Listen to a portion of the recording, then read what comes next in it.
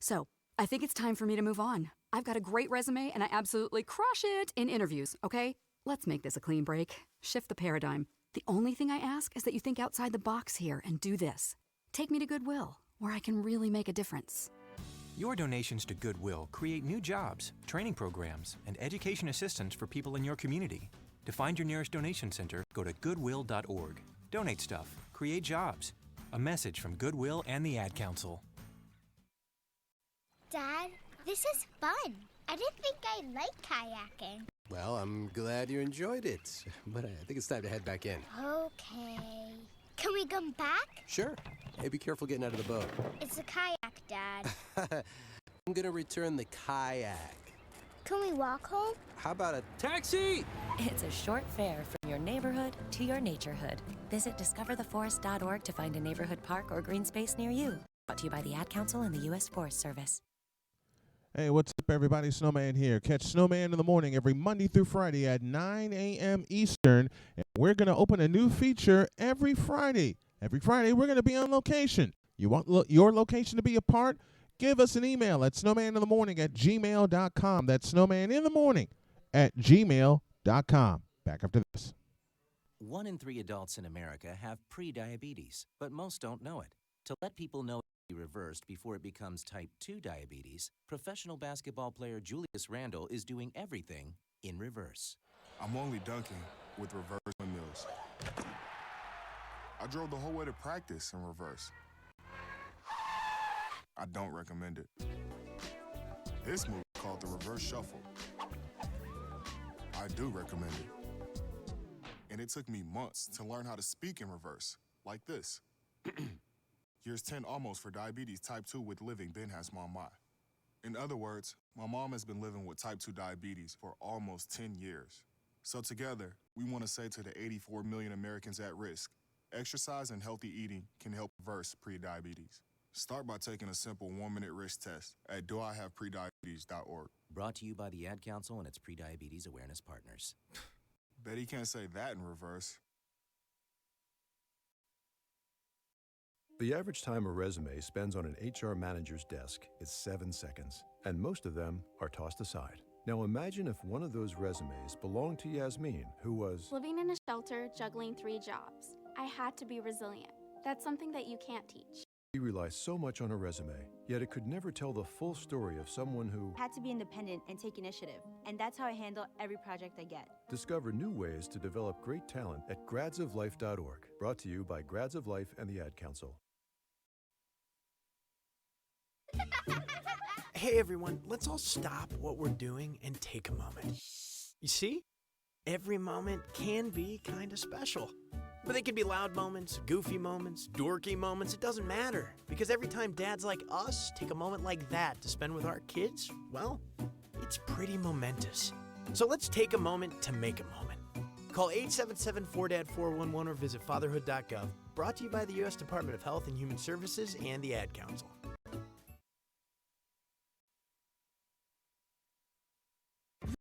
Is Snowman in the Morning, where true sports talk lives. Thanks a lot, Doc. Next! I think I finally got it right. Good morning to one and all. This is the late breaking edition of Snowman in the Morning. I missed a full segment. I apologize for that. But I'm coming to you live from McDonald's in Henderson, North Carolina. And as I get everything back, I apologize for that. I really apologize for all of the technical difficulties I've had to endure. That's the information card I was trying to load. It's finally loaded. That's all the information you guys need to catch Snowman in the Morning, Monday through Friday. And if you want to advertise with us, you can go ahead and drop an email to snowmaninthemorning@gmail.com. That's snowmaninthemorning@gmail.com. I got Mike Debate coming on in about 6 minutes from now to do some picks and to talk some NFL football. The Vikings got a big win last night. They won 19-9 over the now 1-7 Washington Redskins, and the Redskins haven't had a bye week yet. If you want to call the show and talk to us, you can do so at that number. For those of you watching on our video streams, including YouTube, Facebook Live, Twitch, and now LinkedIn, there's your call-in number right there, 773-672-3208. That's 773-672-3208. As I get myself straightened out here, as mentioned, the Vikings got a big win, 19-9, over the Washington Redskins. And what is going on with the Washington Redskins, man? You know, there were so many ways I wanted to begin the show, but then the technical monster decided to bite me, and he bit me good this morning. But I got even. I am on the air. But what do the Redskins have to do? I was talking with a fan here earlier today, and it's like, what do the Redskins have to do? They got to clean house. First of all, Daniel Snyder has to go, and he's not going to go anywhere because he's the owner of the Redskins. And last night was indeed an ugly game at U.S. Bank Stadium. Sharif, good morning to you, my friend. I want to have you on later. But, folks, if there is a franchise that has gone through a lot, continues to go through it, and won't see any success until they clean house and get some new ownership, it's the Redskins. You saw it in their play last night, and you see it acted out every day in all the drama they have to go through off the field. Since Daniel Snyder took over in 1999, what have the Redskins done? Aside of trying to pursue a Super Bowl championship on a couple of occasions, they messed up RG3's career, and RG3, as you know, Robert Griffin III, they messed up his career forever. He'll never recover from the injury that they mismanaged and mishandled. They signed these free agents I give a small minus to Adrian Peterson because he's still performing at a high level if last night didn't show you anything. But Daniel Snyder, it starts at the top and it works its way down. John Gruden became the fall guy for a Redskins team that has been so inept and so mismanaged from the folks up top that they needed a scapegoat. And unfortunately, Jay Gruden was the scapegoat for it. I think you could have done better, but I think your coaching search, Redskins, is going to have to really come from within. You're going to have to really search this one out, okay? Because you can't rely on someone if you don't give them the full control and the full reins to do it. That's just the bottom line with that. I got a few minutes before Mike Debate comes on to talk some more NFL football. But folks, on the Community Radio Network tonight, as well as Arena Sportsnet Carolina, we got some football for you, high school football, as the Cleveland Rams take on the Clayton Comets in a key conference matchup. One of these teams will go 3-0 on the year and continue their march toward the playoffs. The one who suffers the loss will have a longer way to go to get in the playoffs. Let me pause for a break as this chopped up version of Snowman in the Morning continues. Catch the podcast every day at 3 p.m. on your favorite app, including Apple Podcasts and Google Podcasts. And on that note, I'll be back. Where'd it go? There it is. I'll be back in a flash. Some energy drinks want to scare you. Some even want to bully you around. And the others, they're just blowing smoke. Packed with vitamins B3, B5, B6, and B12, the new IQ energy drink comes available in 4 exciting flavors. Skyberry Fusion, Apple, Coconut Fruit Punch, and Lemon Lime. Natural caffeine, no preservatives, no crash, no bull. IQ energy drink. Wings are for birds.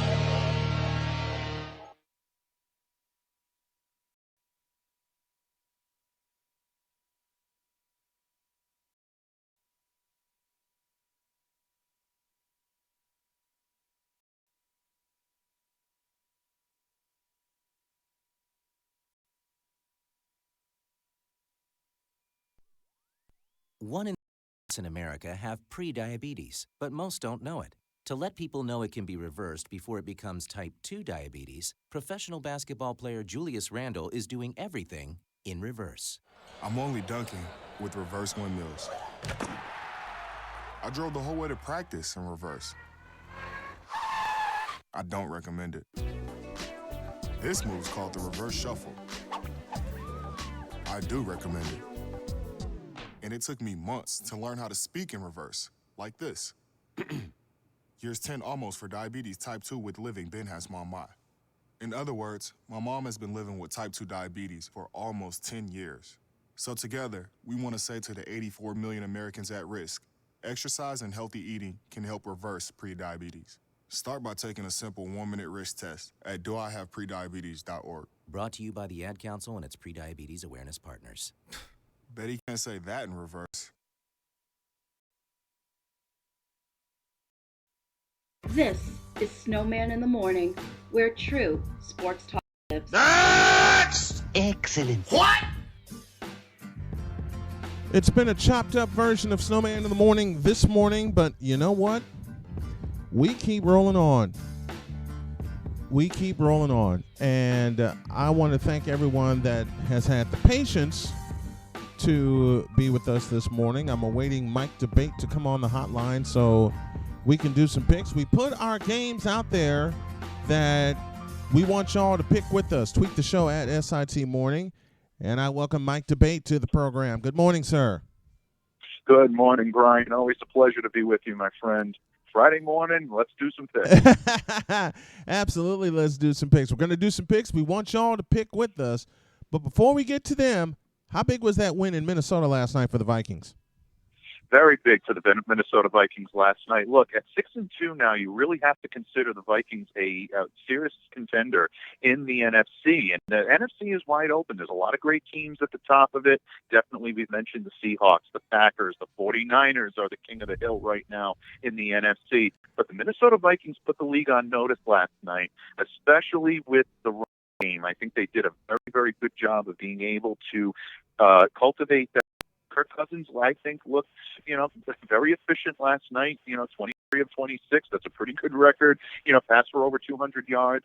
Not blockbuster numbers, but things that will allow you to be competitive and give you, everything you have. So a very good, I think a very good win for the Minnesota Vikings last night. And, all in all, I think it's important for them to be able to now put themselves in consideration for a playoff spot in the NFC. Not only a playoff spot, but a possible division title. They have to see the Packers later in the year. We know the Packers are sitting on top of that division. As for the Redskins, where do they go from here? How do they even try to begin to right the ship? Well, I think all in all, it's going to depend on what the coaching search is going to detail. And look, this is a lost year for Redskins fans, and I do sympathize because that is a passionate fan base, and they do, they love their team. And it may be difficult to watch at times this year. However, I do think that they can put a good platform in place if they start to cultivate and show this team exactly the type of team that's going to be building from here on in. That has ownership. I think Dan Snyder and his ownership group really come in, let this team know exactly what their plans are and how the things are going to shake out. There is some talent on both sides of the ball with Washington. So what they need to do is they need to go out and play every game and treat every game like it's going to be their last game of the season in a lot of ways. And if you do that and you have that mentality, sometimes good things can happen. So it probably is going to be a very difficult season for Redskins fans and the team in general, but don't look at it as they're going to completely just play out the string and they're not going to win anymore. There might still be a win in this team somewhere. Indeed. And Keenum out with a concussion. Dwayne Haskins, finishing up the game last night. How did he look to you? Definitely. I think there's a lot of talent there, and I know a lot of Washington fans were happy when they did choose him, and a lot of people were even giving Washington a lot of credit over the New York Giants for choosing, for getting the opportunity pick Dwayne Haskins as opposed to the Giants' pick of Daniel Jones. Right now, that's not looking like it was the mismatch everybody thought it was. Jones is pretty solid for the New York Giants. However, I do believe that there is something to build on. He's definitely not ready yet. I think Jay Gruden knew that. He did not want to thrust him into the spotlight. Well, now they really don't have much of a choice, and I think they have to see what's out there.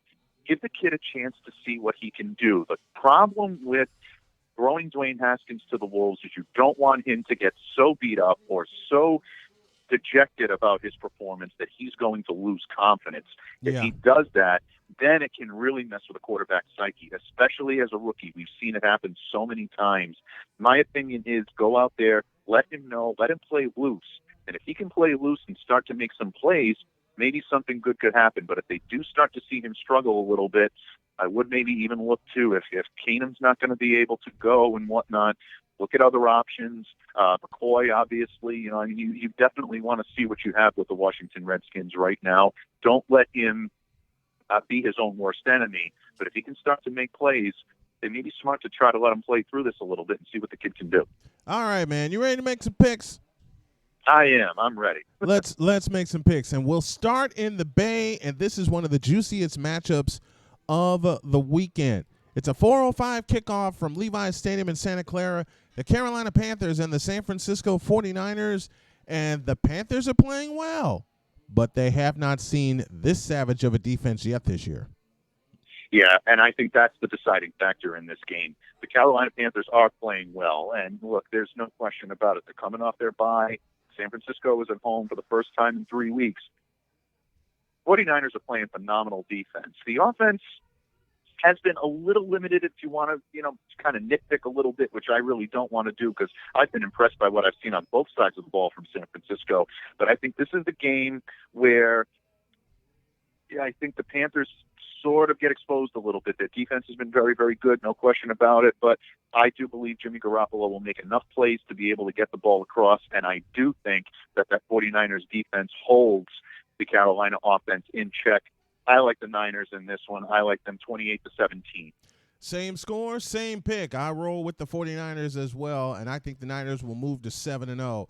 Here's another juicy matchup, and I mean for the improvement of one team to take a stranglehold on the AFC South. It's the Denver Broncos and the Indianapolis Colts from Lucas Oil Stadium in one of the early games.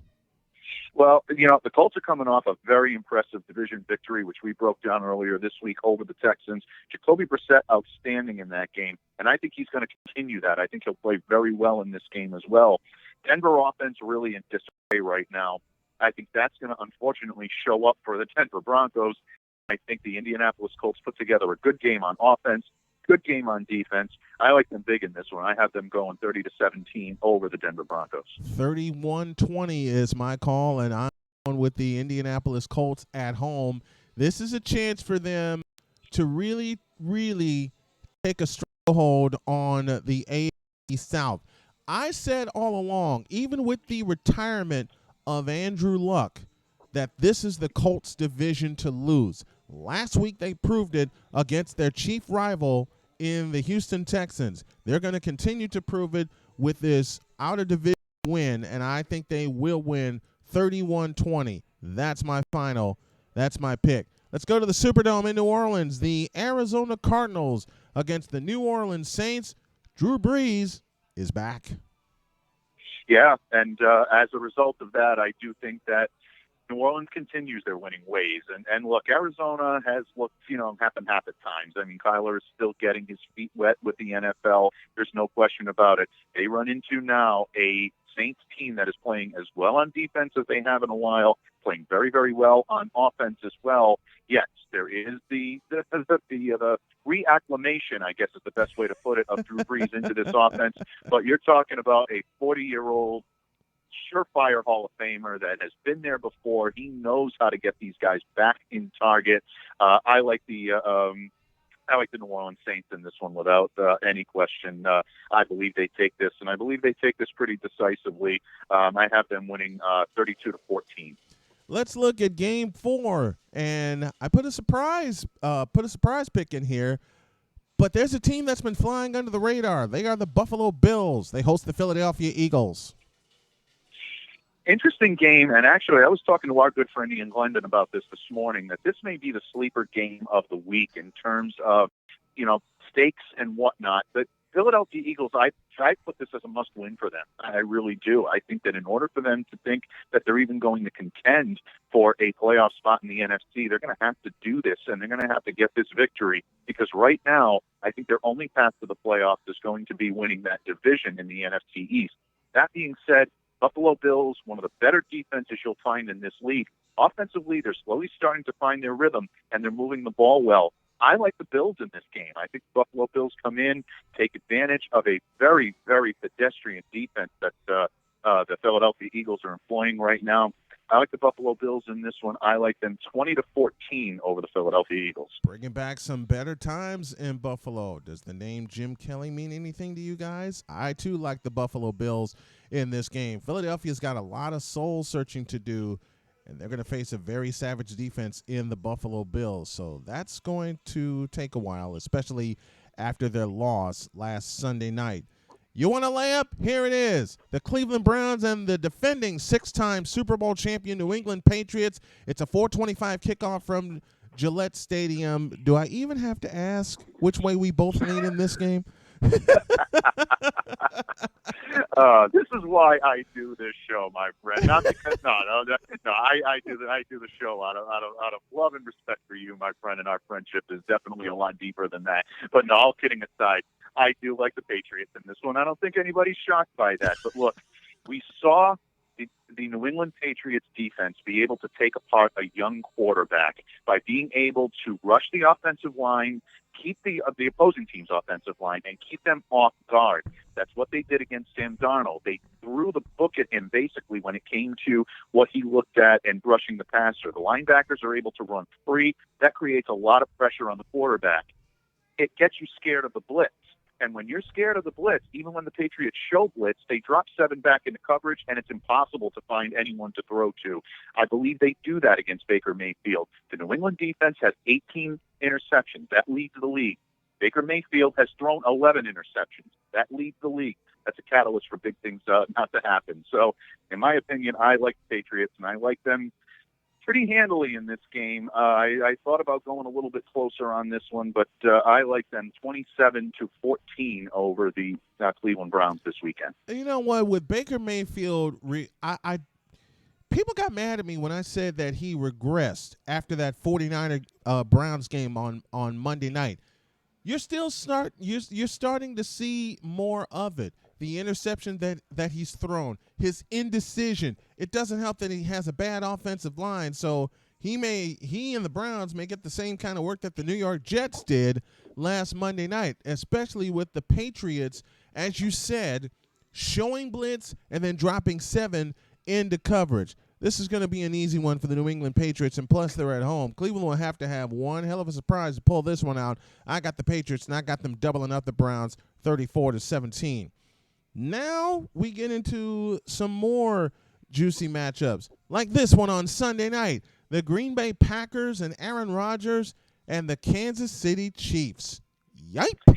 Well, yeah, this one is going to be interesting without question. And look, there's still some question as to whether or not Patrick Mahomes may actually suit up in this game. And who would have thought that after just a few short days ago, people were wondering whether or not he could have been done for the season. I still don't believe Mahomes will suit up in this game. You can see him even at practice hobbling around a little bit. I would be shocked if the Kansas City Chiefs put him in there this weekend.